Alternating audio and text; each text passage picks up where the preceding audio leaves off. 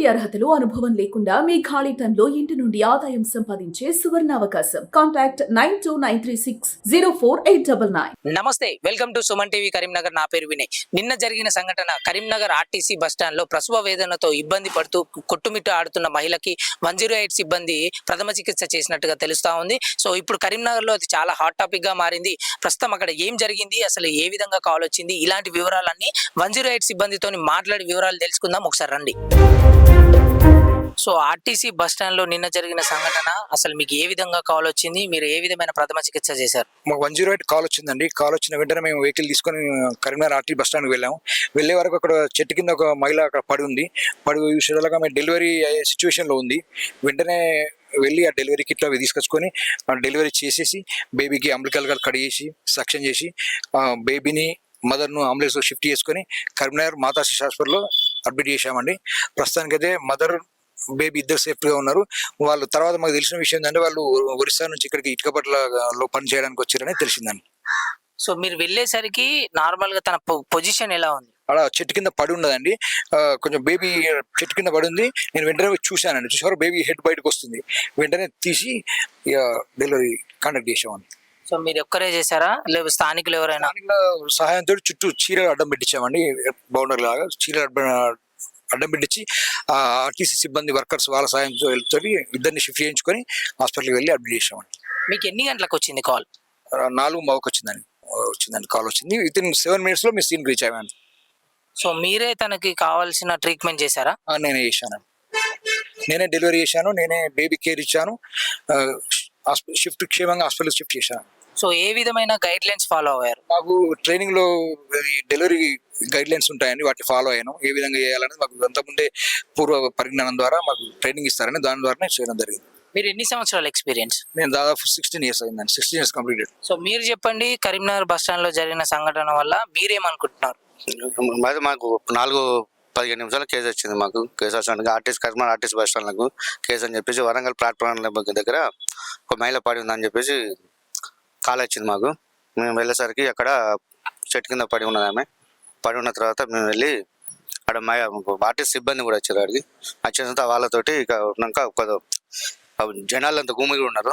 వాళ్ళని కొంత దూరం బొమ్మని అక్కడ ఉన్న వాటి వాళ్ళతోటి ఇక్కడ పరదలకి అట్లా రౌండ్ అప్ చేసి కొద్దిగా ఇటుకల బయటకు వచ్చేసరికి మా తోటి EMT మిగతా ప్రాసెస్ అంతా పూర్తి చేసిండు. అక్కడ మేము బేబీ ఆమె మహిళను అంబులెన్స్ తీసుకెళ్ళి గవర్నమెంట్ MCH మాతృ శిశు కేంద్రంలో అడ్మిట్ చేయడం జరిగింది. సో మీరు ఎన్ని సంవత్సరాల ఎక్స్పీరియన్స్?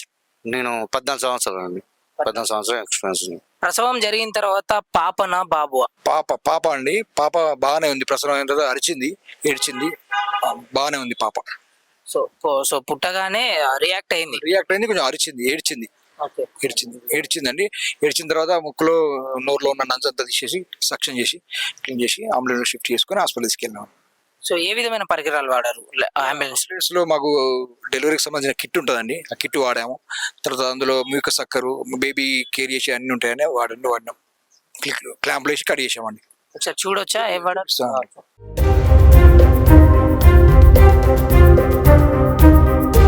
నిన్న జరిగిన సంఘటన స్థలానికి ఈ అంబులెన్సే వెళ్ళినట్టుగా తెలుస్తుంది. ఒకసారి లోపలికి వెళ్దాం.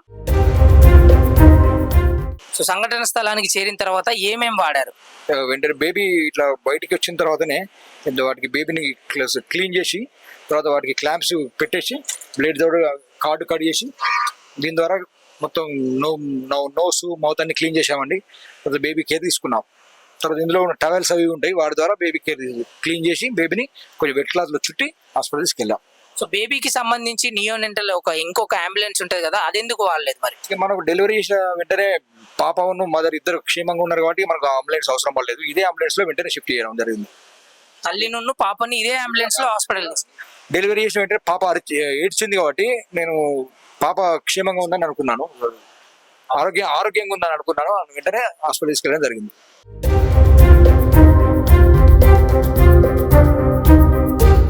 సో విన్నారు కదండి, కరీంనగర్ లో ఆర్టీసీ బస్ స్టాండ్ లో జరిగిన నిన్నటి సంఘటన హాట్ టాపిక్ గా మారింది. 108 సిబ్బంది చాలా చాకచక్యంగా వారికైతే చికిత్స చేశారు. నిండు గర్భిణి తను పురిటి నొప్పులతో ఇబ్బంది పడుతూ నరకాన్ని అయితే చూసింది అని తెలుస్తా ఉంది. ఇక్కడ 108 సిబ్బంది త్వరగా తనకు ట్రీట్మెంట్ చేసి MCH కి అయితే తరలించడం అయితే జరిగిందని చెప్తున్నారు.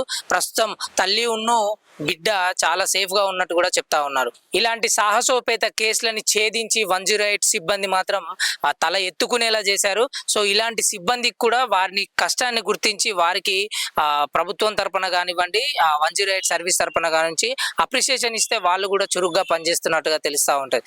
వారు కూడా చురుగ్గా పనిచేస్తూ ప్రజల ప్రాణాలని కాపాడుతూ వారు కూడా ప్రజల మనసులను గెలుచుకుంటూ ఉంటారు. Camera person Prashanth, Vinay, Suman TV, Karimnagar.